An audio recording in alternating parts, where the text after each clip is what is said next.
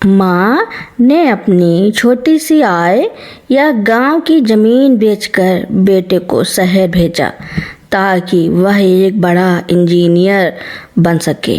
बेटा सफल हुआ, बड़े शहर में ऊंचे पद पर पहुंचा, लेकिन उस सफलता की दौड़ में वह समय पीछे छूट गया जो उसे अपनी बूढ़ी माँ को देना था। यहाँ माँ की आंखों में बेटे की तरक्की की खुशी तो है, लेकिन अकेलेपन का दर्द भी है। शहर के एक आलीशान फ्लैट में बैठा इंजीनियर बेटा अक्सर लैपटॉप पर नक्शे बनाता रहता, जबकि पास के कमरे में बैठी उसकी माँ उन पुरानी तस्वीरों को देखती जिनमें उनका बेटा मिट्टी में खेलता था। बेटा स्मार्ट सिटी बना रहा था और माँ बस एक छोटा सा कोना ढूंढ रही थी जहाँ वह अपने बेटे से बचपन की तरह घंटों बातें कर सके। समीर अपनी कंपनी का लीड इंजीनियर था। उसके पास बड़े बड़े शहरों के इंफ्रास्ट्रक्चर सुधारने की जिम्मेदारी थी, लेकिन वह अपने ही घर के उस सन्नाटे को नहीं देख पा रहा था जो उसकी माँ की आंखों में था। एक रात समीर एक बड़े इंटरनेशनल प्रोजेक्ट की फाइल पूरी कर रहा था। तभी उसकी माँ सावित्री जी धीरे से उसके कमरे में आई। उनके हाथ में एक पुराना मुड़ा हुआ कागज था। समीर बेटा, जरा इसे देखना, माँ ने धीमे से कहा। समीर ने थोड़ा चिढ़ते हुए फाइल से नज़र हटाई और कहा, माँ अभी बहुत ज़रूरी काम है। ये क्या है? जब उसने कागज़ खोला तो वह दंग रह गया। वह कोई बिल या रसीद नहीं थी, वह समीर के बचपन की एक ड्राइंग थी जिसमें उसने एक टेढ़ा मेढ़ा घर बनाया था और उसमें दो लोग हाथ पकड़े खड़े थे। नीचे लिखा था, समीर और माँ का महल। माँ ने मुस्कुरा कर कहा, तू अब बहुत बड़े महल और सड़कें बनाता है बेटा, पर इस पुराने नक्शे में जो जगह मेरे लिए थी, क्या तेरे नए नक्शों में भी मेरे लिए उतनी ही जगह है? समीर को लगा जैसे किसी ने उसके सीने पर पत्थर रख दिया हो। उसे अपनी गलती का एहसास हुआ। उसने माँ को सुविधाएं तो दी थी, एसी, अच्छा खाना, दवाइयाँ, लेकिन साथ देना भूल गया था। वह दुनिया को जोड़ने के लिए पुल बना रहा था, पर अपनी माँ के दिल तक पहुँचने वाला पुल टूट चुका था। समीर ने लैपटॉप बंद किया, अपनी कुर्सी से उठा और माँ के पास ज़मीन पर बैठ गया। उसने माँ का हाथ थाम लिया, बिल्कुल वैसे ही जैसे उस बचपन वाली ड्राइंग में था। उसने कहा, माँ, कल से मेरा सबसे बड़ा प्रोजेक्ट यही है कि मैं रोज़ 1 घंटा आपके साथ बैठकर आपकी पुरानी कहानियाँ सुनूँगा। मुझे माफ़ कर दो, मैं ऊंचाई नापने के चक्कर में गहराई भूल गया था। समीर के उस छोटे से वादे ने घर की आबो हवा ही बदल दी। अगले दिन से समीर ने अपनी दिनचर्या में एक ऐसा इंजीनियरिंग बदलाव किया जिसकी उम्मीद उसकी माँ को भी नहीं थी। समीर अब ऑफिस से जल्दी घर लौटने लगा। उसने अपने मोबाइल पर एक अलार्म सेट किया था जिस पर लिखा था, माँ का समय। शुरुआत में माँ को यकीन नहीं हुआ। उन्हें लगा शायद बेटा किसी काम से घर आया है, लेकिन जब समीर ने रसोई में जाकर माँ के साथ चाय बनाना शुरू किया तो उनकी आंखों में चमक आ गई। एक शाम बालकनी में बैठे हुए समीर ने पूछा, माँ, आप शहर में बोर तो नहीं होती? क्या आपको गांव की याद आती है? माँ ने दूर क्षितिज को देखते हुए कहा, बेटा, गांव की मिट्टी और वहाँ की खुली धूप याद तो आती है। वहाँ नीम के पेड़ के नीचे बैठकर मोहल्ले की औरतों के साथ जो बातें होती थी वो इस बंद लैपटॉप में कहाँ। समीर ने कुछ सोचा और चुपचाप मुस्कुरा दिया। उसके दिमाग में एक नया नक्शा आकर ले रहा था। अगले हफ्ते समीर ने माँ से कहा, माँ, अपना बैग तैयार कर लो, हमें एक नई साइट पर जाना है। माँ को लगा कि शायद बेटा फिर किसी काम के सिलसिले में जा रहा है, लेकिन जब गाड़ी रुकी तो सामने कोई ऑफिस नहीं था। समीर उन्हें शहर के बाहरी इलाके में बने एक कम्युनिटी गार्डन में ले गया था, जहां उसने अपने कुछ इंजीनियर दोस्तों की मदद से एक छोटा सा हिस्सा विलेज थीम पर तैयार करवाया था। वहां कच्ची मिट्टी की पगडंडियां थी, बैठने के लिए लकड़ी के तख्त थे और सबसे बड़ी बात, वहां कई और बुजुर्ग भी थे जो अपनों के साथ वक्त बिताने आए थे। समीर ने माँ का हाथ पकड़कर कहा, माँ, मैं गांव तो वापस नहीं ले जा सकता, पर हर रविवार हम यहाँ आएंगे। यहाँ की धूप और ये पेड़ आपको आपके गांव की याद दिलाएंगे। सावित्री जी की आंखों से आंसू छलक आए, पर ये दुख के नहीं, गर्व के आंसू थे। उन्होंने समीर के सिर पर हाथ फेरते हुए कहा, तूने आज साबित कर दिया समीर कि तू सिर्फ इमारतों का इंजीनियर नहीं, रिश्तों का भी बड़ा इंजीनियर है। समीर समझ गया था कि असली इंजीनियरिंग वह नहीं जो कंक्रीट के जंगल खड़ा करे, बल्कि वह है जो दो दिलों के बीच टूटते हुए रिश्तों की मरम्मत कर दे। माँ अब अकेली नहीं थी और समीर अब अपनी सफलता के बोझ तले दबा हुआ नहीं था। घर अब सिर्फ 4 दीवारें नहीं, बल्कि एक खुशहाल महल बन चुका था। समीर ने महसूस किया कि केवल रविवार को समय देना काफ़ी नहीं है।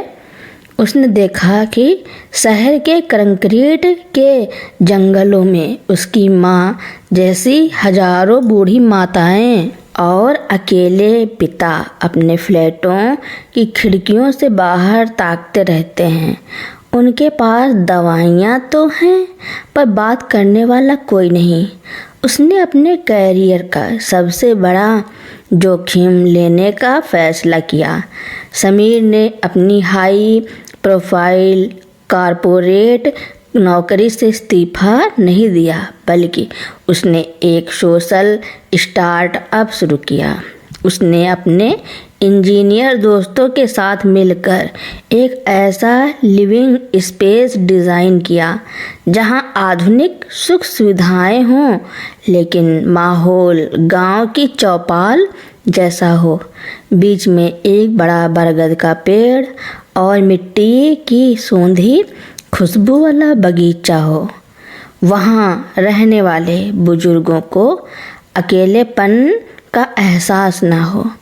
समीर ने इस प्रोजेक्ट का नाम रखा सावित्री कुंज। उसने अपनी माँ से कहा, माँ, मैंने नक्शा तो बना लिया, पर इसमें जान आप फूकेंगी। आप बताएंगी कि रसोई कैसी हो, जहाँ सब मिलकर खाना बना सके, और शाम की महफिल कहाँ जमे। माँ के चेहरे पर जो झुर्रियाँ कभी उदासी की लकीरें थी, अब वे मुस्कुराहट की वजह से चमक उठी। उन्हें लगा कि वह अब सिर्फ एक रिटायर्ड माँ नहीं बल्कि अपने बेटे के मिशन का हिस्सा हैं। प्रोजेक्ट तैयार हुआ। उद्घाटन के दिन कोई बड़ा नेता नहीं आया बल्कि शमीर ने मोहल्ले की सबसे बुजुर्ग महिला से फीता कटवाया। शाम को शमीर ने देखा माँ अन्य बुजुर्गों के साथ बैठकर भजन गा रही थी। बच्चे वहीं पास के मैदान में खेल रहे थे और समीर दूर खड़ा अपनी इंजीनियरिंग की सबसे सफल इमारत को देख रहा था, जो कंक्रीट से नहीं करुड़ा से बनी थी। उस रात समीर जब सोने गया तो उसने अपनी वही बचपन वाली ड्राइंग निकाली, समीर और माँ का महल। उसने उस पर कलम से एक छोटा सा सुधार किया। अब वहाँ सिर्फ 2 लोग नहीं थे बल्कि एक पूरा खुशहाल परिवार और समाज था। उसने अपनी माँ के कमरे में झांक कर देखा। वह चैन की नींद सो रही थी। समीर समझ गया कि सच्ची इंजीनियरिंग वही है जो टूटे हुए दिलों को जोड़ दे और मुरझाए हुए चेहरों पर मुस्कान ले आए। सावित्री कुंज की सफलता ने समीर को एक नई पहचान दी। जैसे जैसे समय बीता, समीर ने देखा कि उसकी माँ सावित्री जी अब सिर्फ घर की दादी नहीं रही बल्कि उस पूरे परिसर के लिए एक मार्गदर्शक बन गई थी। वह वहाँ रहने वाले युवाओं को जीवन के सबक सिखाती और बच्चों को पुराने किस्से सुनाती। समीर ने एक रात माँ के पास बैठकर पूछा, माँ, मैंने अपनी पूरी जिंदगी पुल और इमारतें बनाने में लगा दी, पर जो सुकून मुझे आज आपको यहाँ खुश देखकर मिल रहा है वो करोड़ों के प्रोजेक्ट में भी नहीं था। क्या मैं सही रास्ते पर हूँ? सावित्री जी ने समीर का हाथ अपने हाथ में लिया और कहा, बेटा, असली इंजीनियर वह नहीं जो सिर्फ नक्शे पास करवाए बल्कि वह है जो रिश्तों की दरारें भरना जानता हो। तूने मेरे बुढ़ापे को सिर्फ सहारा नहीं दिया, उसे मकसद दे दिया। अब मुझे लगता है कि मैं सिर्फ तेरी माँ नहीं, उन सब बच्चों की भी माँ हूँ जो यहाँ आते हैं। समीर ने अपनी जमा पूंजी का एक बड़ा हिस्सा सावित्री स्कॉलरशिप के लिए समर्पित कर दिया। यह छात्रवृत्ति उन गरीब बच्चों के लिए थी जो इंजीनियर बनना चाहते थे, लेकिन इस एक शर्त के साथ कि वे अपनी पहली तनख्वाह से अपने माता पिता के लिए कुछ ऐसा करेंगे जिससे उन्हें गौरव का एहसास हो। शांति कुंज के आंगन में एक छोटा सा पत्थर लगाया गया जिस पर समीर ने अपने हाथों से लिखवाया था, मशीनें दुनिया चलाती हैं पर माँ की दुआएं दुनिया बचाती हैं। आज समीर एक सफल इंजीनियर के साथ साथ एक संतुष्ट बेटा भी था। उसने समझ लिया था कि सफलता का सबसे ऊंचा शिखर वही है जहाँ पहुंचकर आप झुककर अपनी माँ के चरण स्पर्श कर सके। रात की चांदनी में सावित्री जी को सोता देख समीर ने धीरे से उनके कमरे का दरवाज़ा बंद किया। उसके मन में अब कोई बोझ नहीं था, कोई अधूरापन नहीं था। उसने न केवल अपनी माँ का घर बनाया था बल्कि उनकी आत्मा को भी एक सुखी आश्रय दे दिया था। समय का चक्र घूमा। समीर अब खुद उम्र के उस पड़ाव पर था जहाँ उसके बाल चांदी जैसे सफ़ेद हो चुके थे। उसका बेटा आर्यन, जो खुद विदेश से अपनी पढ़ाई पूरी कर लौटा था, अब सावित्री कुंज की कमान संभालने को तैयार था। समीर को डर था कि आधुनिकता की दौड़ में कहीं आर्यन उस मिट्टी की खुशबू को ना भूल जाए जिसे समीर ने बड़ी मुश्किल से सहेजा था। एक सुबह आर्यन अपने दादाजी और दादी जी की तस्वीर के सामने खड़ा था।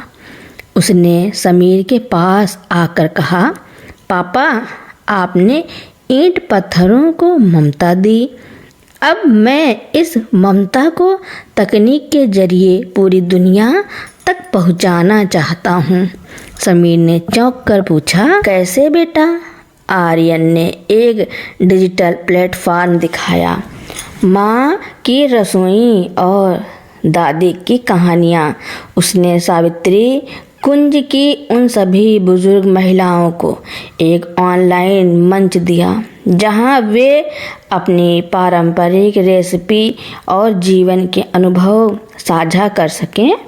जो बुजुर्ग अकेले महसूस करते थे, वे वीडियो कॉल के जरिए दुनिया भर के उन बच्चों से जुड़ने लगे जिनके अपने दादा दादी नहीं थे। समीर ने देखा कि जो पुतले जैसे फ्लैट्स थे, वे अब एक ग्लोबल विलेज बन गए थे। सावित्री कुंज की गूंज अब केवल एक शहर तक सीमित नहीं थी, बल्कि सात समुंदर पार भी लोग सावित्री माँ की सीख सुन रहे थे। एक शाम समीर अपनी माँ की पसंदीदा आराम कुर्सी पर बैठा था। आर्यन उसके पैरों के पास बैठा था, ठीक वैसे ही जैसे सालों पहले समीर अपनी माँ के पास बैठता था। समीर ने आर्यन के सिर पर हाथ रखा और कहा, बेटा, मैंने पुल बनाए थे शहर को जोड़ने के लिए, पर तुमने तो दिलों को जोड़ने के लिए अदृश्य धागे बुन दिए। तुम्हारी दादी आज बहुत खुश होती। आर्यन ने मुस्कुराकर कहा, पापा, आपने सिखाया था कि इंजीनियरिंग का मतलब सिर्फ निर्माण नहीं, संस्कार भी हैं। रात के सन्नाटे में समीर को महसूस हुआ कि उसकी माँ मरी नहीं है।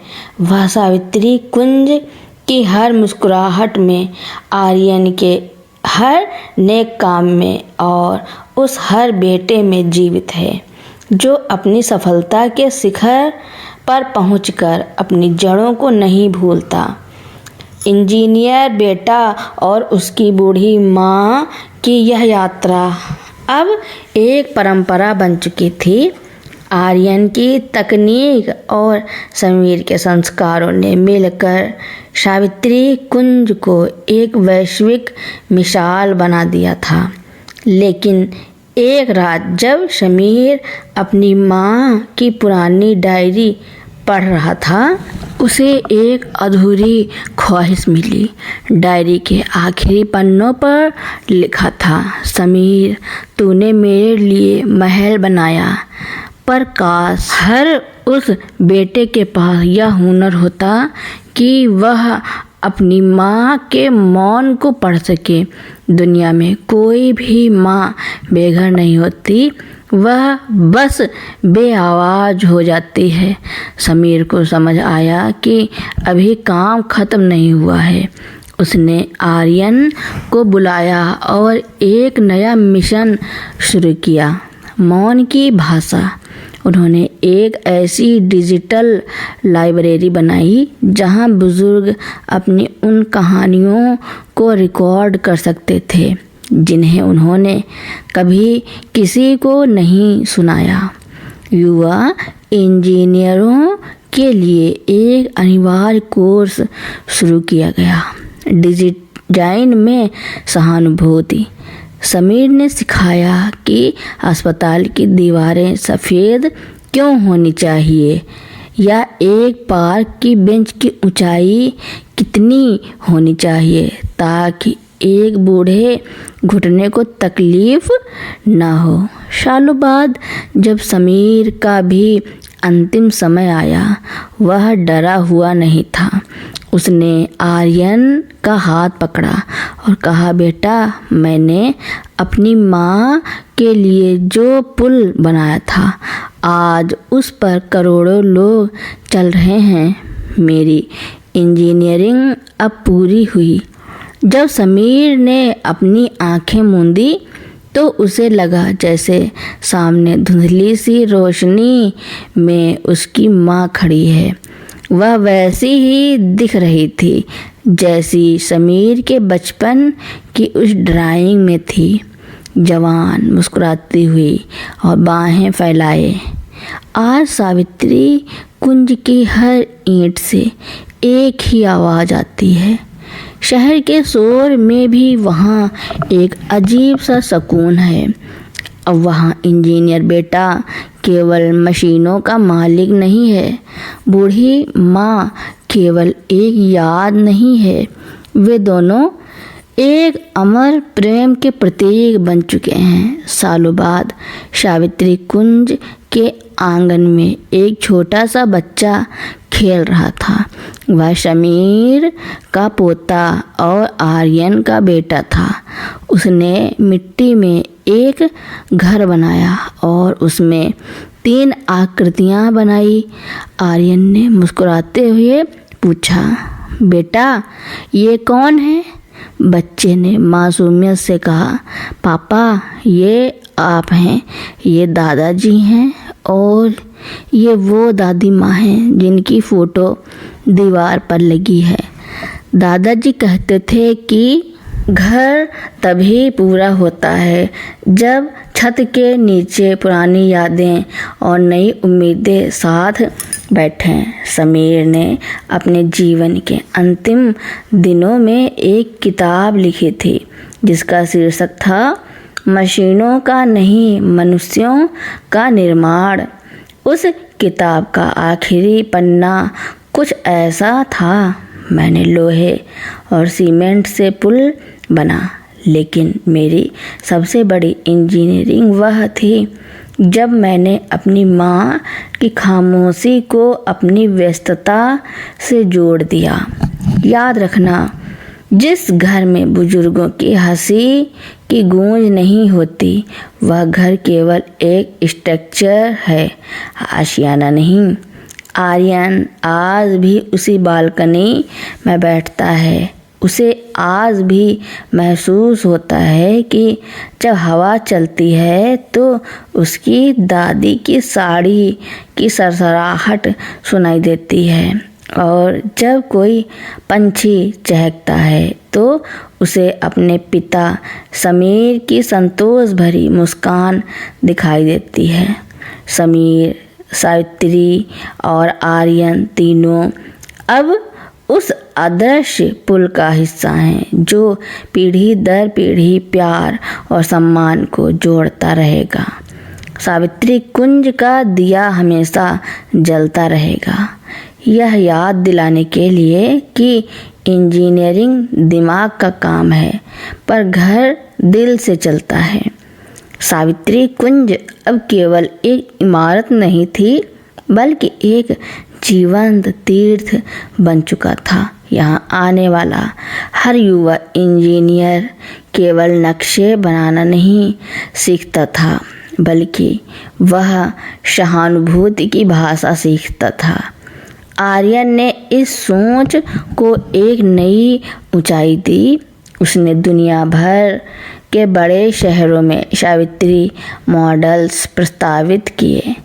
अब कंक्रीट के जंगलों में केवल ऊंची इमारतें नहीं बन रही थी बल्कि उनके बीच में दादी का कोना बनाया गया जहां बच्चे और बुजुर्ग साथ समय बिता सकें।